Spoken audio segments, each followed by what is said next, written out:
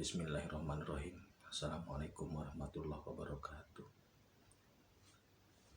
Dengan seraya memanjatkan puji dan syukur kepada Allah, semoga kita selalu ada dalam lindungannya, bimbingannya dan ridhonya. Amin. Kembali pada malam hari ini, saya dari tim Raja Wali Nusantara akan memaparkan tentang Mahkota Romo atau karakteristik yang harus dimiliki oleh Raja-Raja Jawa. Mahkota Romo itu adalah realnya berupa hasta brata. Namun sebelum membahas hasta brata, saya akan sedikit membahas tentang Nabi Muhammad SAW. Jadi pada setiap zaman itu lahir seorang pemimpin.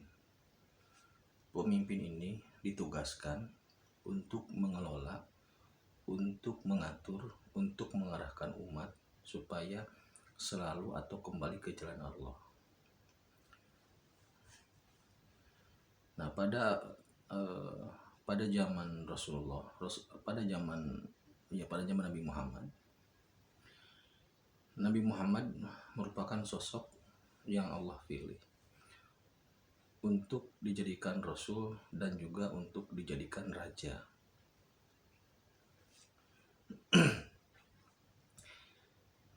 Jadi Nabi Muhammad itu sebenarnya pemimpin spiritual berupa Rasulullah, jabatannya Rasulullah, dan juga merupakan seorang raja. Buktinya apa?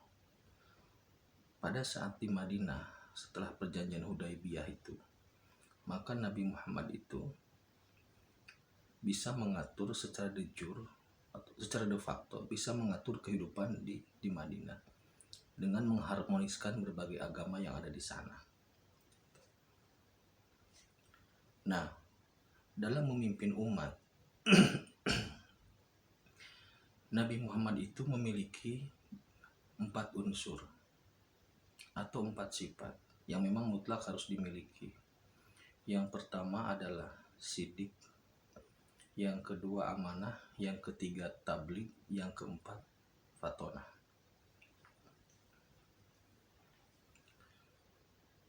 Dalam perjalanan memimpin umat, Nabi Muhammad SAW itu dibekali dengan dokumen langit yang berupa wahyu, yang konkretnya adalah narasi yang ada dalam Al-Quran, atau yang bentuknya adalah kitab Al-Quran, kitab suci Al-Quran.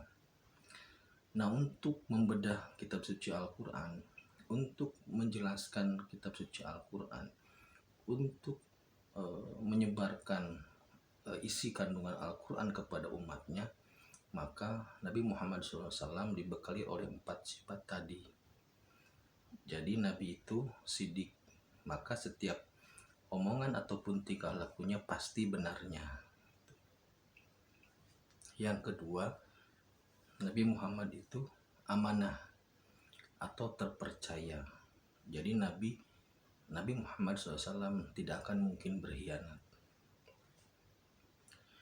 Yang ketiga, tabligh atau menyampaikan. Maksudnya Nabi pasti akan menyampaikan apa yang harus disampaikan kepada umatnya. Nabi tidak akan mungkin menyembunyikan apapun yang harus disampaikan. Yang keempat, fatonah atau cerdas atau pintar. Nabi itu pintar, pasti pintar. Kalau tidak pintar, tidak mungkin dia memenangi berbagai pertempuran, tidak mungkin dia dapat melakukan perjanjian-perjanjian yang menguntungkan. Nabi itu cerdas, pintar dalam mengatur strategi apapun, dalam mengolah masyarakat, dalam menyampaikan ajaran. Nabi itu pintar. Pasti pintarnya karena dibimbing wahyu. Tapi secara pribadi pun Nabi memang sosok yang pintar, yang cerdas.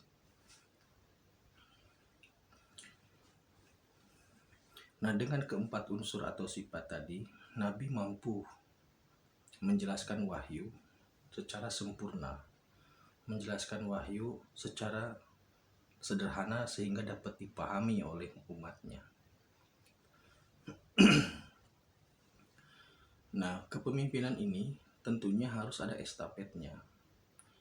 saat ini dari zaman kerasulan Nabi Muhammad itu sudah 1400 tahun lebih, bahkan 1441 tahun.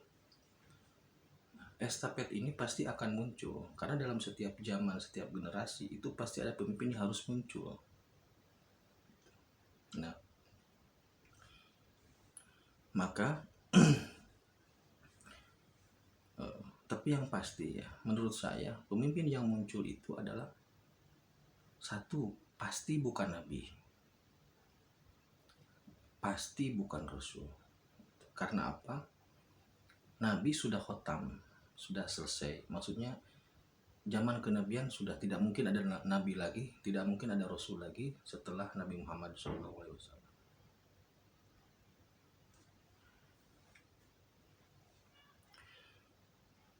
Lalu siapa yang akan muncul setelah Nabi? Yang jelas dia akan memimpin umat ini pasti. Nah, kita kembali ke masalah mahkota Romo atau mahkota Rama. Sesuai dengan prediksi atau ramalan di Jangka Jayabaya dan Uga Wangsit Siliwangi yang terkenal itu, saya berkeyakinan, sampai saat ini saya berkeyakinan bahwa sosok yang dimaksud oleh ramalan atau prediksi tersebut adalah sosok yang akan meneruskan estafet kepemimpinan umat. Tetapi sosok ini bukanlah sosok yang akan menggantikan risalah,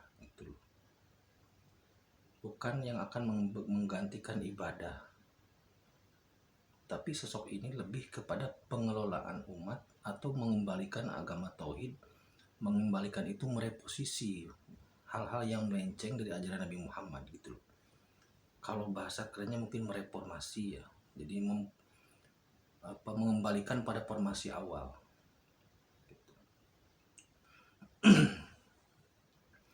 Kenapa ini harus terjadi? Karena umat ini sudah dalam kondisi yang tidak seimbang. Umat ini sekarang sudah dalam friksi-friksi atau dalam kelompok-kelompok yang sulit disatukan. Sehingga harus ada satu sosok pemimpin yang bisa menaungi, mengayomi, dan mengelola seluruhnya gitu.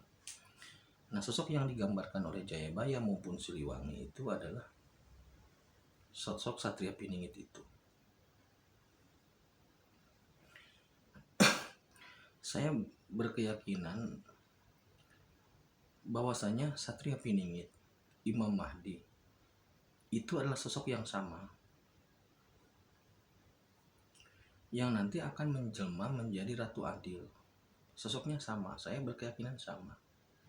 Mahdi itu artinya buayan. Jadi Imam Mahdi itu adalah imam yang sudah disiapkan sejak buayan.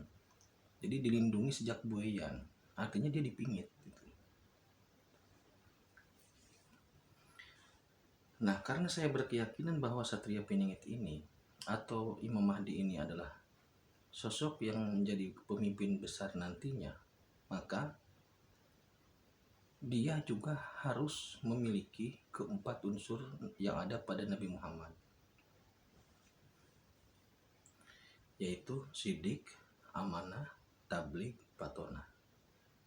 Itu harus memiliki dalam karakteristik diri seorang pemimpin, yang saya percaya itu adalah Satria Piningit.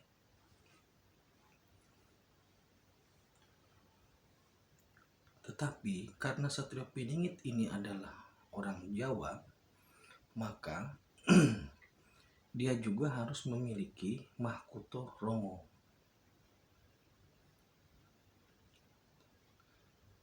Mahkota Romo itu adalah isinya merupakan hasta brata. Hasta itu 8, brata itu lelaku.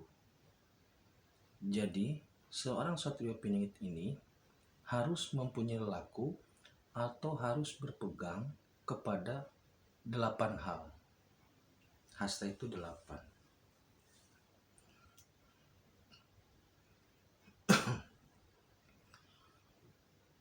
Nah, kenapa harus mencampurkan atau mensinergikan antara 4 hal yang dari Arab, sidik amanah tabligh patunah, dengan 8 hal yang dari Jawa. Karena begini, Arab itu karakteristiknya wahyu, turun dari atas ke bawah. Sedangkan Jawa karakteristiknya budaya, dari bawah ke atas. Budaya itu adalah manifestasi dari wahyu, harus merupakan manifestasi dari wahyu. Jadi wahyu bisa dilihat berhasil atau tidak ketika direfleksikan atau diaplikasikan dalam budaya. Makanya sebagai tandanya huruf Arab itu alif nariknya dari atas ke bawah, huruf Arab alif. Sedangkan huruf Jawa itu nariknya dari bawah ke atas. Coba deh nulis huruf Arab dan coba nulis huruf Jawa. Jadi karakteristik Jawa dari bawah ke atas, karakteristik Arab dari atas ke bawah. Ini makanya harus disinergikan. Hasta berata itu ada 8. Ini merupakan mahkota Rama. Yang 8 itu 4 dari langit, 4 dari bumi. 4 yang dari langit itu apa? 1 surya atau matahari, 2 candra atau bulan, 3 kirana atau bintang, dan 4 mendung atau awan. Itu 4 karakteristik lelaku yang harus dimiliki seorang satria piningit atau seorang raja Jawa. 4 dari langit, 4 lagi dari bumi. Lelaku atau karakteristik yang harus dimiliki itu, yang pertama karakteristik api, yang kedua karakteristik air, yang ketiga karakteristik angin, yang keempat karakteristik tanah. Jadinya 8, 4 dari langit atau dari angkasa ya, dari angkasa, dan yang 4 dari bumi. Oke. Apa yang dimaksud dengan 8 hasta berata itu? Bagaimana penjelasannya? Kita teruskan di video berikutnya ya, karena daya rekam saya terbatas. Terima kasih, kita sambung. Assalamualaikum warahmatullahi wabarakatuh.